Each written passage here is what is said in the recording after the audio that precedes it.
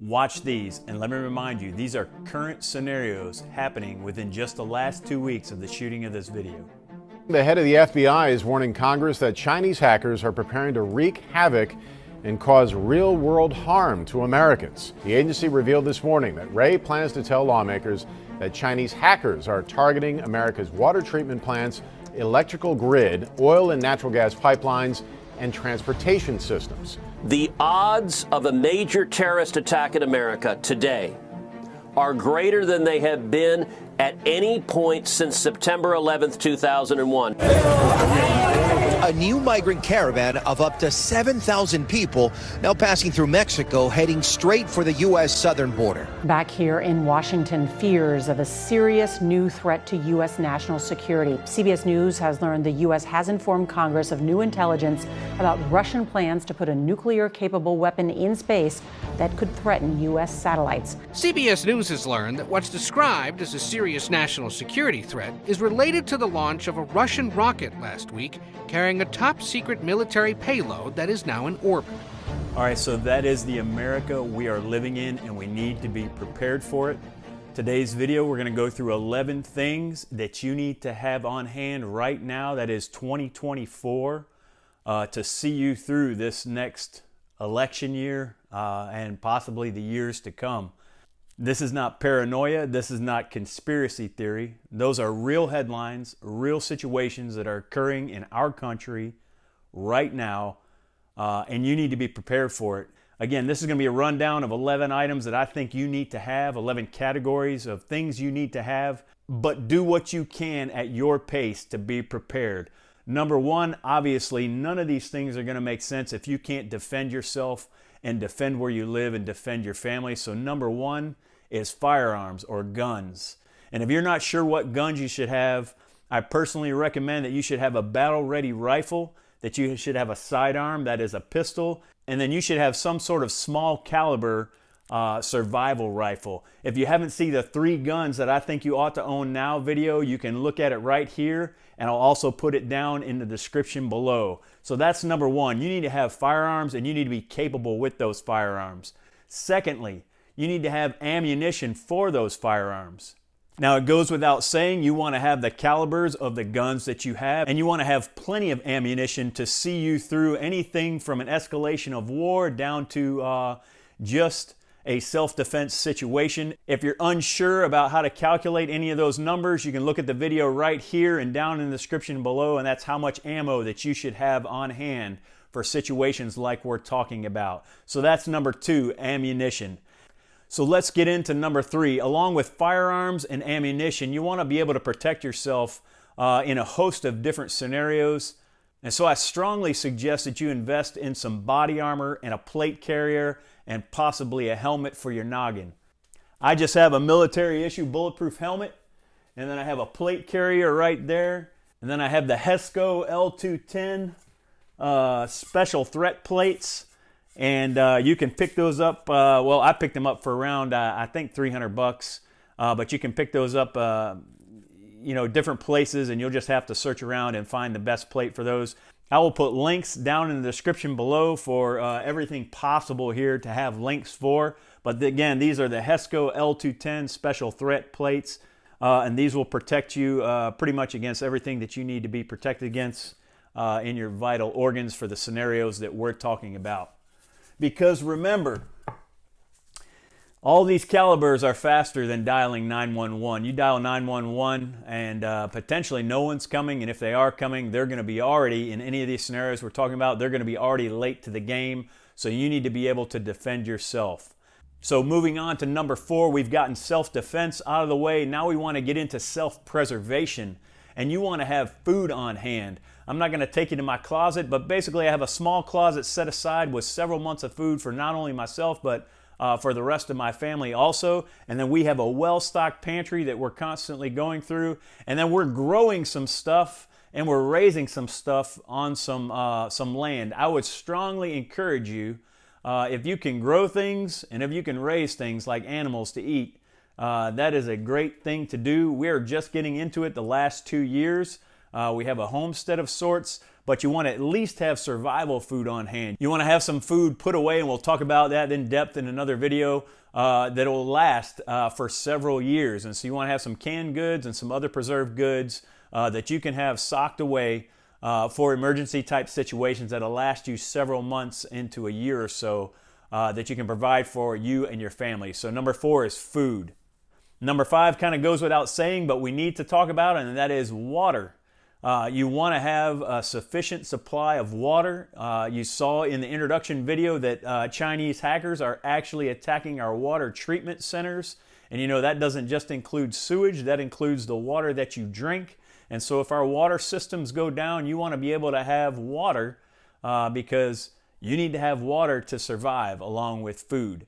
So some of the things to think about for water storage are bottled water in some of the small bottles, just cases. I go to Walmart, I pick up a case every time I run out, and I have a full case of water in the back of the vehicle that we travel in. Just to have it when we forget maybe our water cups or they're empty, just when we're traveling as a family, but then to have it also a full case of water just to have for a small emergency use or traveling emergency use if we need to go somewhere. And then I have cases of water on hand in a storage shed, and then I have larger bottles of water, the 5-gallon bottles of water, and then I actually have a 275-gallon water tank outside that sits outside my house that I could filter if necessary.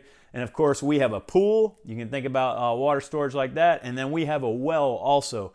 One of the things, if you don't have access to any of that, definitely get you some bottled water. And then you can pick up something like this. And this is the Sawyer Squeeze. I packaged it in this nifty little case. And again, I'll put a link to this in the description below and to the Sawyer Squeeze in the description below.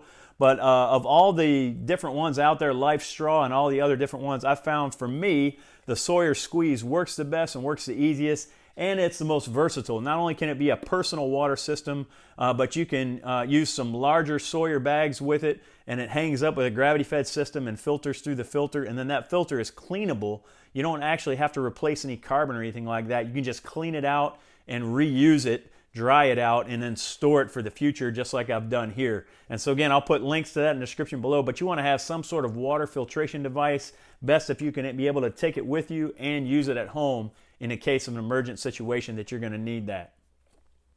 All right, number 6 is a big one, and this is a power backup. You want to have some sort of energy or power backup. You saw the Chinese hackers, they're going to attack the power grid, and they have the ability to attack the power grid because China makes a ton of our transformers and all of our infrastructure. So not only do they have, as we have already seen through Congress and other testimonies in the Senate, that there are devices implanted inside of our power grid that China has put there, but then we also have computer systems running it that these Chinese hackers can actually hack into that system and potentially shut down the power grid. Not to mention that we can have natural disasters or any other sort of attacks on the power grid that will put you without power for a long period of time. I know I personally have gone through a hurricane and been without power for about 11 days, and that will wear on your nerves. And so you want to have some sort of power backup. You want to have some small power backup, maybe medium power backup, and large whole house power backup if you can. I personally don't have a whole house generator, but what I do have is some solar backups. I have the EcoFlow RiverMax 2 solar portable power generator with some 220 watt solar panels, and this will give you peace of mind during a power outage for those small to medium sized appliances. It's going to handle everything you need to handle in the way of recharging devices, backup lights and things like that, and then it's going to run appliances as well, up to even a clothes washer that I've ran of it. You can see a full review that I've done on that EcoFlow right in the link here, and again I'll put it down in the description below. I also have a larger power backup system called the Blue Eddy AC300 with a B300 backup battery system, and that's going to handle a lot of the larger stuff like running my refrigerators and freezers for an extended period of time, up to indefinitely as long as we have sunny days, because that's powered by solar also.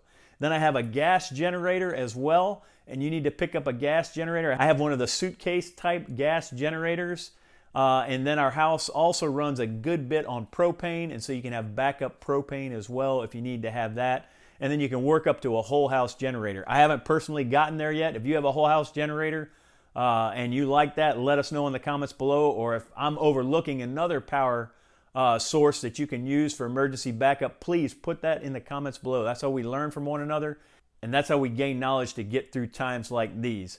So that's number 6. You want to have power backup, mostly for your peace of mind and for your sanity, because convenience is a big thing that we have in America. You want to be able to function in the case of a long-term or even a short-term power outage. All right, number 7 is fire. In case you can't cook because you don't have any power sources, or you can't keep warm because you don't have any power sources, you want to have the ability to make fire. Now, I know you see all the preppers and all the other things. They use all these fancy ferro rods and all that stuff. You know what? I just go with a good old-fashioned Bic lighter. And if you have enough of them, you don't have to worry about them getting wet. If one gets wet, you just pull another one out. You just store them in a waterproof bag or waterproof case. I buy them a brick at a time because I do use them in my business. But I would encourage you, buy a bunch of Bics. Get all the other stuff too. Save lint, do the ferro rods and all that. But you can't beat a good lighter, or even one of those good weatherproof lighters, or a couple of them, and just have those stashed in your go bag. Or one of the backpacks you take with you, or have them stashed at home. Most likely it's going to be an at-home scenario where you're going to need it. But that's all I do for fire starting, but it's important that you're able to make a fire just in case all these other things fail in an emergency situation. All right, moving on to number 8, it is very critical to have medical supplies. You want to have at least basic first aid stuff on hand. And then you want to have bigger stuff like tourniquets. I have a tourniquet on every bag that I have. 1 is none and 2 is 1 in the tourniquet world and the major medical world. And so you want to make sure you have some major medical stuff on hand. I have a blowout kit inside of each bag also, which is going to include some quick clot and some major hemorrhaging blood stopping stuff, some chest seals, and then some other minor medical and major medical stuff in the way of having bandages and splints and things like that. So you want to have medical supplies on hand for both non-emergency and emergency type situations, so you can deal with most of the stuff that you would be prepared to deal with, and you need to get training on those devices. And you can look that training up readily on the internet on places like North American Rescue and other providers like that. They will have links to training videos for their products. They're not hard to use. It just takes a little bit of studying to do that, but you need to know how to use those if we're going to survive through these scenarios that may come at us, unfortunately, in the very near future. All right, moving on to number 9, let's talk about tools for a moment. This might be an overlooked category, but if we have an emergency situation, or if we have a situation where the grid is down for an extended period of time, or God forbid that we have some collapses in certain cities or certain areas where you're not able to go and buy things the way you normally would buy things, and you would need to have to repair things, fix things, or build things that normally you could just go out and buy parts for, or go out and buy the thing itself. You may have to utilize tools. From the smallest of tools, a Leatherman Wave made in the United States of America. I keep this with me at all times. You want to have at least a multi-tool on hand, but that's just scratching the surface for the tools that you ought to have on hand just to be prepared for every day and the future. And so you want to have as many tools as you can, up to large items like this for cutting wood and building fires. And let me get this down here. Everyday repair tools. You want to have hammers. This is a sludge, but you want to have regular hammers. You want to have channel locks. You want to have wrenches, open-end wrenches and adjustable wrenches. You want to have pliers on hand. You want to have clamps and screwdrivers. You want to have a host of tools, and this is just one of about 4 bags of tools that I have, and then I have an entire shop of tools, electric tools and handheld tools and garden tools and tools for every sort of job you want to have on hand. You never know when you're going to need a tool to do something, but especially moving on into the future, if you face an emergency situation, you're going to want to have the tools to deal with each scenario that comes your way, so that you can be successful in providing for yourself and providing for your family. So go out and get yourself some tools. All right, number 10, obviously power outage is a big deal, and if you have those backup power solutions, you also want to have lighting solutions for the dark. If you can't see, you can't do stuff. I know I have 3 or 4 headlights that I keep around and keep in bags and keep with me on my nightstand. I know I use a headlight every single day, if not multiple times a day. Well, actually at night, obviously, but around the property, checking on animals, and just repairing stuff. Getting up under a car where it's dark. You know, as you get older, your eyes don't work as well. Getting under anything to look and see in a dark area. I always have a headlight and a rechargeable headlight. Again, I'll put this down in the description below. This is my favorite. This is the Princeton Tech, one of their rechargeable headlamps. And that's one of my favorites just because of the capabilities. But I'm not going to go into that now. Maybe another video sometime. You can get cheap ones from Walmart. Or you can buy a little bit better ones that'll last the test of time. But you want to have backup lighting solutions. Got a little Harbor Freight light that I use here as a work light, and it'll light up a whole room. It has an adjustable stand. You can hang it, or you can set it up on its own, or you can actually put it on a tripod if you need to light up an entire room. We've used this as an emergency light in the living room when the power goes out. We just set it in the middle, and it lights up the whole room, and it's just like we have regular lighting in there. And then that's also USB rechargeable, as all these lighting solutions. So you want to have lighting solutions both outside and inside. I know anytime I see a deal on solar LED lights like these ones, these are little standalone solar and motion activated or non-motion activated lights. I pick up these boxes because I can never have enough solar lighting in case the grid goes down for an extended period of time. You can have lighting, super important to be able to see what you're doing at night. And then finally, we're at number 11. And number 11, I don't have anything to show you, but that's emergency cash or bartering items. You want to have the ability, if power goes out for an extended period of time and you can't use debit cards and you can't use credit cards and you can't use electronic forms of payment, that you want to be able to use good old-fashioned cash. So you want to have some emergency cash on hand. I would suggest storing up as much cash as you can right now.